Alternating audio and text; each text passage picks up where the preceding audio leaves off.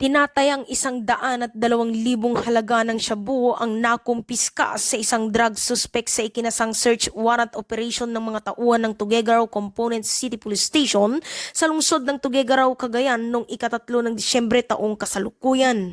Kinilalang suspect na si alias Ken, 27 taong gulang, binata at residente ng Barangay Centro 10, Tuguegarao City, Cagayan.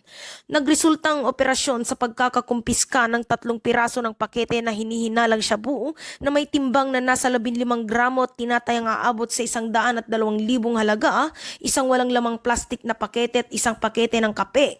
Naharap ang suspek sa kasong paglabag sa Republic Act 9165 o Comprehensive Dangerous Drugs Act of 2002.